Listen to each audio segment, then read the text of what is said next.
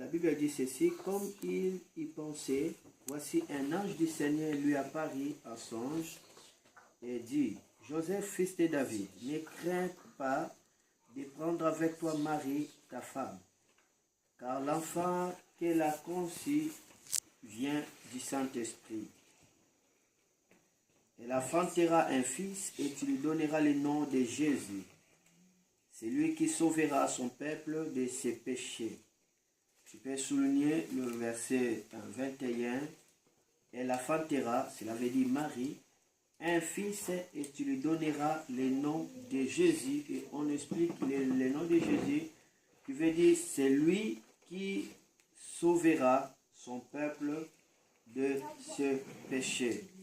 Amen. Amen. Ok, c'est important. Alors, aujourd'hui, je voulais partager avec vous ce thème important, simple, mais je crois que c'est fondamental. Le thème, c'est Jésus. Donc, le thème qu'on doit avoir aujourd'hui, c'est Jésus. Qui est Jésus? Selon Matthieu, chapitre 1, le verset 21. Jésus veut dire, c'est lui qui sauve du péché. C'est lui qui sauve du péché. Ceci est important. Jésus vient pour sauver du péché. Or, le péché, c'est la racine de tous les maux. Le péché, c'est la source de toute souffrance. Le péché, c'est la source même de la mort. Lorsqu'on dit Jésus vient sauver du péché, en quelque sorte, veut dire tout simplement Jésus vient sauver de ce qui amène à la mort. Le péché n'amène pas seulement à la mort physique, mais aussi à la mort spirituelle.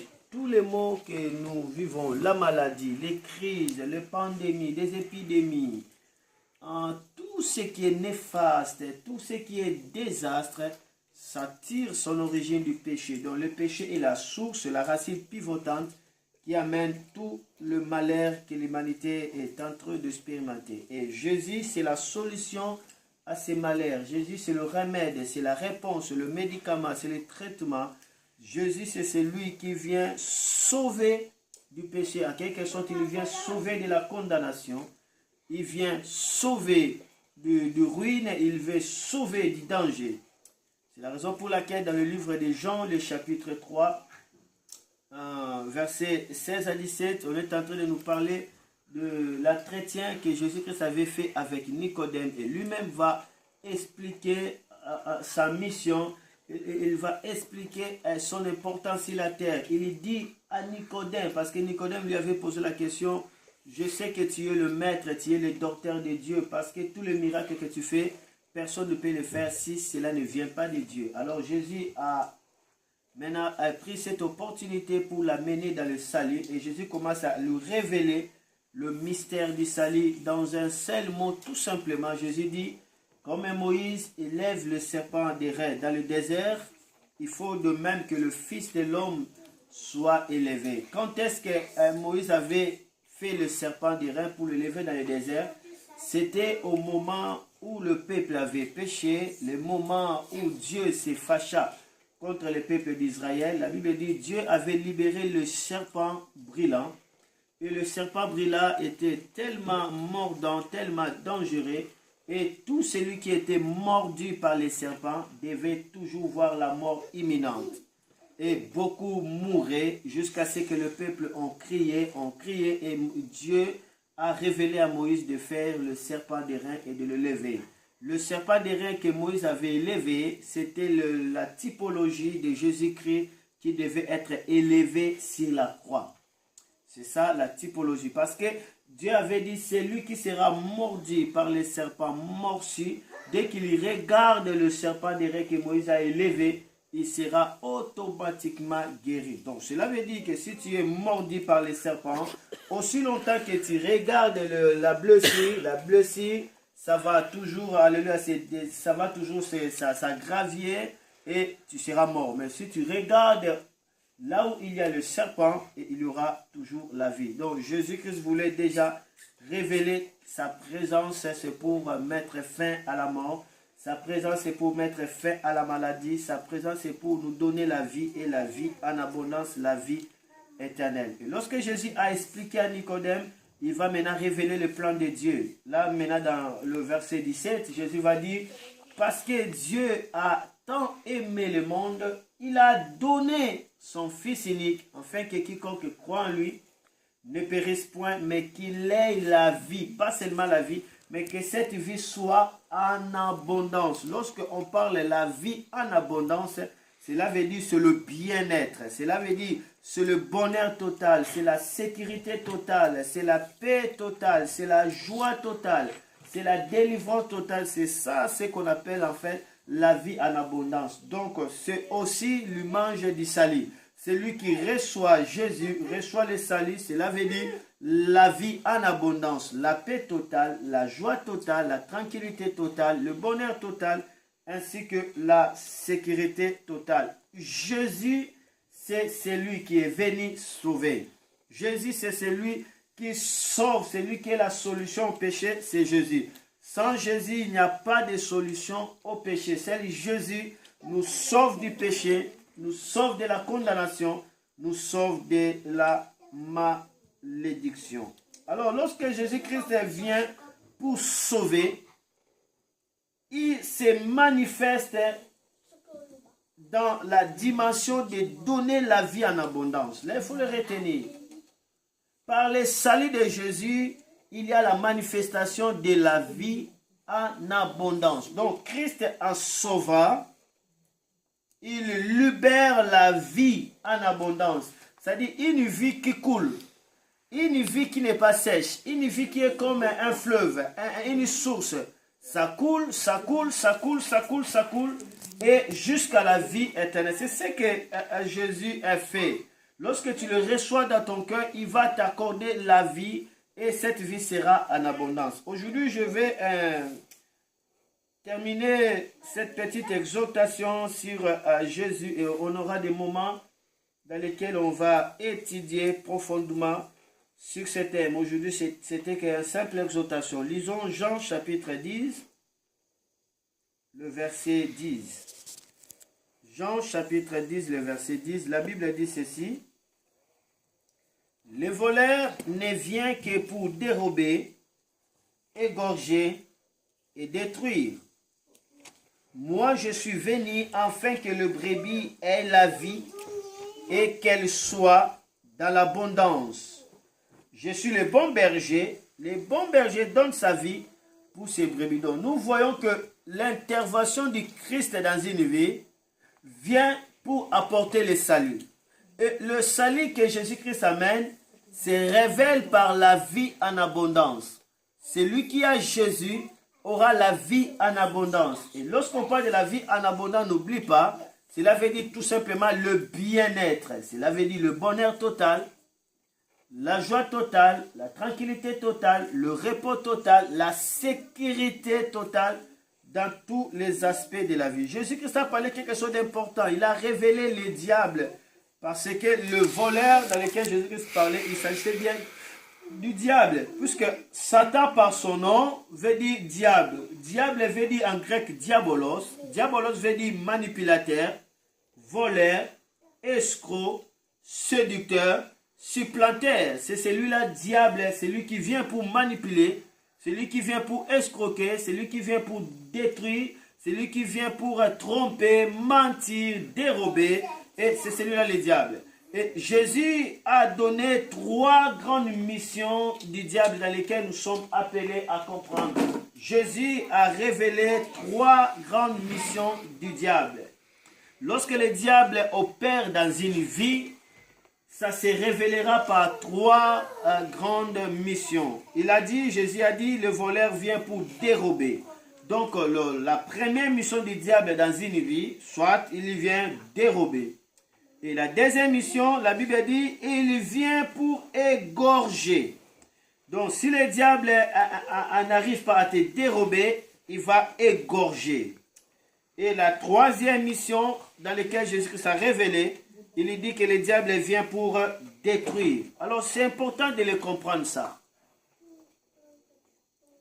Ces 3 verbes, ce sont des verbes dans lesquels l'humanité est vouée à l'expérimenter à chaque instant, aussi longtemps que Christ n'est pas présent dans leur vie. Aussi longtemps que Christ n'est pas réellement accepté. Aussi longtemps que Jésus n'est pas réellement cru dans le cœur, ces trois verbes dérober, égorger et détruire, c'est le verbe sur lequel chacun de nous est appelé à l'embrasser, à le rencontrer tout au long de la vie. Parce que la Bible a dit, vous savez que le monde est sous l'emprise du malin. On dit malin, on ne dit pas l'emprise du Satan, on ne dit pas l'emprise du mal, on ne dit pas l'emprise des démons, mais on dit que le monde est sous l'emprise, est sous la domination, c'est-à-dire le contrôle du malin. Lorsque la Bible parle du malin, malin veut dire tout simplement la séduction. Malin veut dire l'escroquerie. Malin veut dire le ruse. Cela veut dire quelque chose qui vient séduire pour détruire. Quelque chose qui vient mentir pour ruiner. Quelque chose qui vient tromper pour amener la mort. Et lorsqu'on parle du malin, on est en train tout simplement de révéler le qualificatif du Satan comme état diable. Cela veut dire celui qui vient tromper, envie de faire écrouler ou envie de faire tomber une multitude dans le trou. C'est pourquoi le monde est contrôlé par le malin, contrôlé par la séduction, contrôlé par la tromperie, contrôlé par des ruses, contrôlé par toute astuce qui fera que la personne arrive à expérimenter les trois missions du diable qui est dérober, égorger et à détruire. C'est important de veiller sur ta vie. Sans Jésus, ces trois verbes, tu le verras. Soit tu le verras le verbe dérober, soit tu le verras le verbe égorger, ou soit tu le verras le verbe détruire. Ce sont les verbes que le diable opère à travers ses démons, à travers ses agents, à travers les occultistes. C'est pourquoi on va voir beaucoup de vies sont ruinées, beaucoup de vies sont détruites, beaucoup de vies sont perdues. Beaucoup de vies sont en dehors de ce à quoi Dieu les a prédestinés. Beaucoup de gens n'arrivent pas à dormir. Beaucoup de gens font de rêves bizarres. Pourquoi? Parce que le diable est en train d'opérer pour détruire des vies des gens. Jésus-Christ a dit, les voleurs viennent pour dérober. Dérober veut dire enlever. Voler à cachette. C'est ce que le diable fait. Le diable dérobe à quelqu'un la gloire qui lui est due. Le diable vole à quelqu'un le mérite d'une belle action. Il peut voler la santé, il peut voler la joie. Dans chaque endroit où le diable agisse, il y a ce qu'on appelle l'enlèvement. Il y a ce qu'on appelle le dérobement. Il y a ce qu'on appelle du vol, mais en cachette. Le diable ne va pas à voler de manière brutale, comme ça tu saves que non, il t'a volé, non. Il le fait de manière dérobée. Ça veut dire tu ne peux pas connaître que c'est le diable qui opère alors que c'est lui qui est en train d'opérer. Le diable n'aime pas que ses actions soient révélées. Parce qu'il est diable, il est manipulateur. Il est manipulateur, il veut que tu sois ignorant de ses actions. C'est pourquoi la Bible a dit, vous connaîtrez la vérité. Et la vérité vous affranchira. La Bible n'a pas dit que la vérité vous délivrera. Non, mais la Bible a dit la vérité vous affranchira. L'affranchissement, c'est au niveau de l'intelligence, c'est au niveau du pensée, au niveau de l'âme. Tu as besoin de contacter la vérité dans chaque couche de ta pensée pour que ta pensée soit affranchie. Si la vérité n'habite pas ton intelligence, tu seras toujours condamné parce que la plus grande bataille que tu auras à faire, c'est la bataille du pensée. Le diable nous combat à travers le pensée. C'est dans la tête, c'est dans le cerveau. Lorsque tu es convaincu par une pensée négative, c'est alors que tu es atteint dans le piège du diable. Le voleur ne vient que pour dérober. Cela veut dire qu'il vient voler mais en cachette. Beaucoup de destinées sont volées. Beaucoup de santé sont volées. Beaucoup de joies sont volées. Beaucoup des événements merveilleux sont volés. Parce que le rôle du diable, c'est pour dérober, enlever, voler en cachette. Lorsque le diable vient pour dérober, cela veut dire qu'il va prendre des moments sur les heures qu'on le consacre à ses affaires, à ses occupations ordinaires. Le diable le fera comme ça. Tu peux prendre des heures et des heures, au lieu de plus te concentrer sur ta destinée, le diable va dérober ces heures afin que ça soit consacré pour lui. Mais tu ne sais pas, tu es en train de consacrer le temps de ta destinée au service du diable sans le savoir. Et c'est pourquoi le diable dérobe beaucoup de temps. Le diable dérobe beaucoup de destinées à travers la télévision. La personne est dans la télévision, il peut se retrouver là, déjà fait 6 heures du temps, en train de regarder que des mauvaises nouvelles, en train de regarder des choses qui ne construisent rien. Le diable a là dérobé le temps. La personne n'a pas le temps de passer avec Dieu. Or, plus tu passes ton temps avec Dieu, tu seras rayonné. Ceux qui passent le temps dans la présence de Dieu, ils sont des rois sur la terre. Ceux qui passent le temps dans la présence de Dieu, ils sont impartés à influencer la terre. Mais le diable viendra dérober. Beaucoup de destinées sont dérobées. Beaucoup de temps sont déviés. Beaucoup des étoiles sont dérobées. Cela veut dire, une main vient le racher de manière frauduleuse et la personne est dépouillée de tout. C'est ce que le diable fait. Les voleurs, Jésus a révélé que les voleurs, le diable, il vient pour dérober. Lorsqu'on parle de dérober, on veut dire cacher, empêcher de voir ou de découvrir quelque chose. Le diable va te cacher la vérité qui va t'enlever, qui va te bénir, qui va te donner la joie. Le diable va t'empêcher de découvrir des secrets, de découvrir la parole de Dieu. C'est pourquoi il y a beaucoup de gens qui passent du temps à parler avec ses amis dans des Facebook, mais ils n'ont pas de temps de parler avec Dieu à travers la parole. Beaucoup de gens ont du temps à écrire de n'importe quoi, à écrire dans des Facebook, mais ils n'ont pas le temps de rester, de recueillir l'écriture de Dieu qui est dans la Bible. On passe trop de temps à voir des écrits de l'humanité dans le Facebook, mais on n'a pas de temps de voir les écrits sacrés qui ont le pouvoir de corriger, de convaincre et de changer de vie. Combien de temps que le diable t'a dérobé? Combien des informations que le diable, alléluia, t'a arraché? Le diable empêche de voir ou de découvrir. Il vient pour soustraire. C'est ça, dérober. Dans la présence, dans l'action de l'activité du diable, tu vas expérimenter des opérations. La soustraction et la division.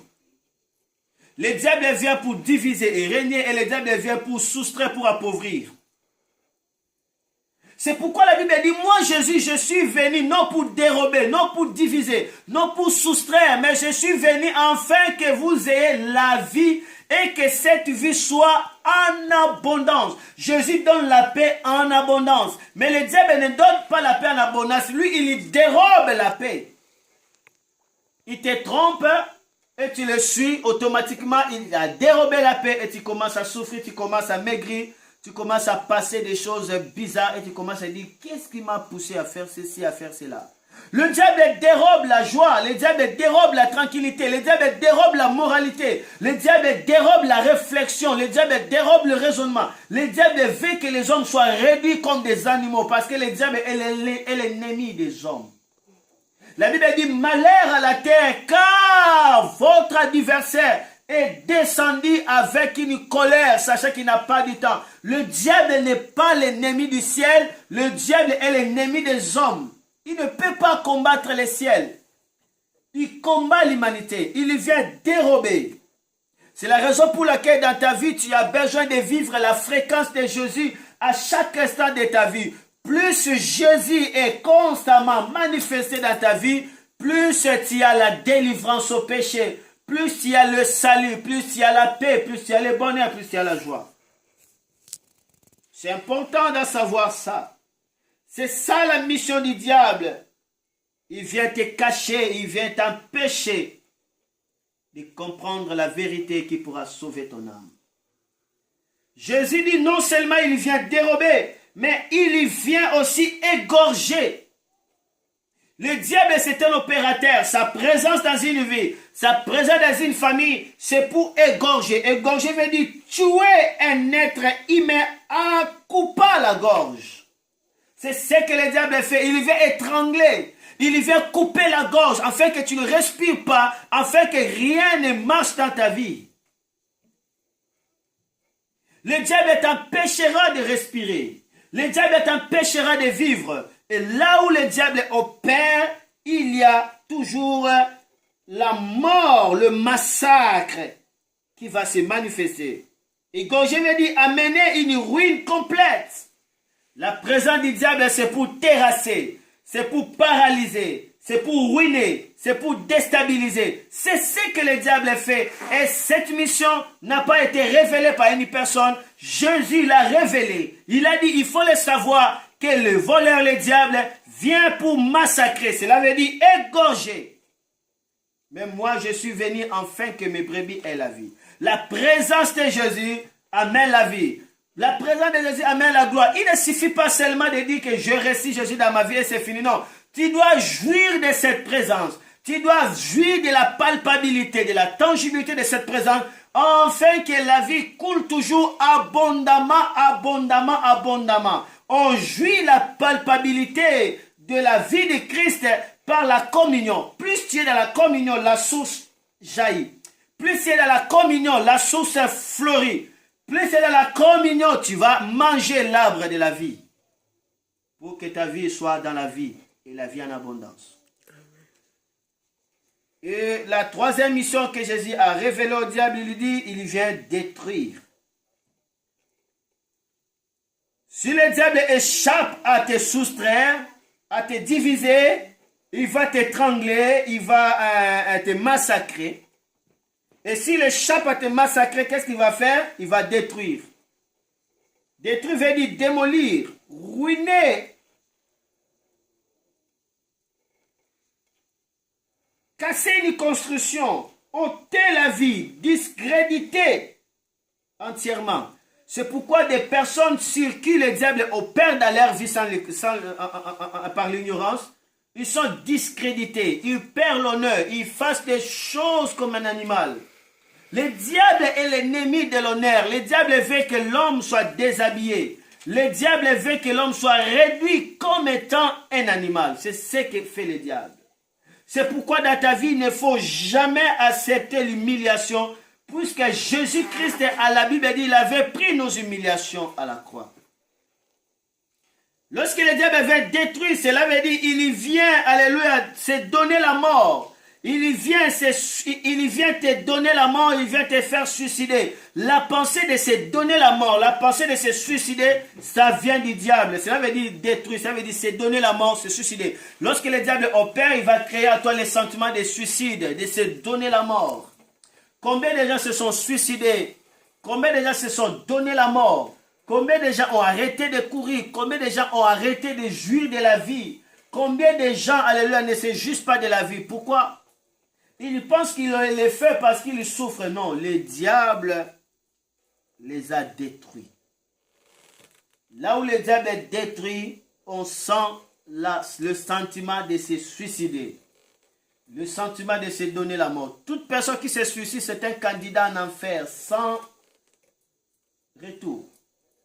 Parce que la Bible dit, celui qui détruira son corps, moi l'Éternel, je le détruirai aussi. Le diable vient détruire, ça veut dire il vient ôter la vie, il vient ôter la joie, il vient ôter le bonheur, il vient ôter la tranquillité, il vient ôter, alléluia, tout ce qui contribue à l'épanouissement. Et égorger, détruire, veut dire tout simplement ruiner progressivement sa santé par des excès. C'est ce que le diable fait. Comment expliquer dans des cigarettes, on a écrit en grand caractère que fumer tue. D'abord, on écrivait que fumer est préjudiciable à la santé, mais les gens continuent toujours à fumer. Les gens disent non, peut-être ces mots est tellement courant, on n'arrive pas à comprendre peut-être les mots préjudiciables, changeons. Ils commencent à dire maintenant, fumer nuit gravement à la santé. Mais malgré on a marqué fumer nuit gravement à la santé, les gens continuent toujours à fumer et à fumer. Et l'Organisation mondiale de la santé dit non, changeons les phrases. Écrivons maintenant fumer tue. Et dessinons des poumons gâchés par des cigarettes. Dessinons des gens atteints de tuberculose à cause de ça, atteints de cancer à cause de ça. dessinons ça et mettons ça, obligeons que ça soit mis vraiment dans des grands caractères. On a écrit ça dans des grands caractères et même dans des maisons de tabac, si tu entres, tu vas voir, c'est tout un logo, on a écrit fumer tue. Mais malgré cela, il y a des gens qui consomment des paquets et des paquets. Et s'ils n'arrivent pas à les prendre, ils seront mal à l'aise. Empêche-lui de manger, mais ne lui empêche pas surtout de fumer. Vous croyez que c'est les habitudes normales? C'est le diable qui opère, c'est ça détruit. Cela veut dire pousser des gens à se suicider, pousser des gens à faire quoi? À se détruire eux-mêmes par des excès. Il y a des gens qui se sont détruits par des bières, par des alcools très graves. C'est ça l'erreur du diable. On ne peut jamais empêcher une personne qui prend des cigarettes par des simples conseils. Non, il ne s'agit pas de conseils, il ne s'agit pas de psychologie, il ne s'agit pas de la moralité, mais c'est un démon, il faut le chasser. Il faut que Jésus prenne place réellement dans le cœur et la personne va cesser de fumer. Moi, j'ai rencontré beaucoup de personnes dans mon ministère, ils prenaient des drogues. Lorsque je priais sur eux, ils ont reçu Jésus, ils n'ont même pas le désir de prendre les drogues. Et tous ces gens-là sont devenus aujourd'hui des serviteurs de Dieu. Pourquoi? Parce que seul Jésus vient délivrer. Il est celui qui vient sauver du péché. Il est celui qui vient sauver de la condamnation. Il est celui qui vient sauver du jugement. C'est Jésus. Alléluia. Amen. Jésus donne la vie. Et cette vie est en abondance. Lorsque tu le contentes, laisse-moi te dire que tu auras la vie. Et cette vie ne finira pas. Amen. Cette vie ne finira pas. Toi qui as reçu le Seigneur Jésus, tu dois marquer dans ta pensée, Jésus, il est celui qui donne la vie. Il est celui qui donne la vie. Cette vie ne finit pas. Le jour où tu avais reçu Jésus, il y avait un fleuve qui coule. Moi aujourd'hui, je te dis tout simplement d'aller dans ces fontaines et de boire à la vie. D'aller dans ces fontaines, recueillir la vie. Aller dans la fontaine, boire cette eau de la vie. Et cette eau changera ta santé. Cette eau restaurera ta vie. Cette eau restaurera ton esprit. Cette eau lave nos pensées, lave nos esprits. La Bible dit cette eau de la parole nous sanctifie et nous purifie. Jésus n'a pas seulement donné la vie les jours où tu l'avais cru. Et Jésus ne donne pas seulement la vie éternelle pour que tu puisses aller au ciel. Mais Jésus te donne la vie en abondance. Ça veut dire tout ce que tu vas faire doit avoir la vie. Il y a beaucoup de vies. Il y a la vie des affaires, il y a la vie des arts, il y a la vie de l'économie, il y a la vie du caractère, il y a la vie des enfants, il y a la vie des pensées, il y a la vie de l'intelligence, il y a la vie des atomes, il y a la vie biologique, il y a la vie spirituelle, il y a la vie financière. Là où tu as constaté la sécheresse, Jésus vient donner la vie. La Bible dit et qu'il soit en abondance. C'est pourquoi Jésus nous amène dans le vert pâturage pour que nous mangeons. Jésus-Christ n'a pas été mort à la croix pour que tu vives de désert en désert. Là où Jésus nous conduit, la provision ne manque pas toujours. Là où Jésus nous conduit, il nous amène dans l'eau paisible, dans la joie paisible. Il nous amène dans le vert pâturage. Aujourd'hui, il a plu au Seigneur de parler juste une pensée sur Jésus. Lorsque tu cries Jésus, tu es en train de dire c'est lui qui sauve du péché. Lorsque tu cries Jésus, tu es en train de déclarer c'est lui qui sauve des maladies.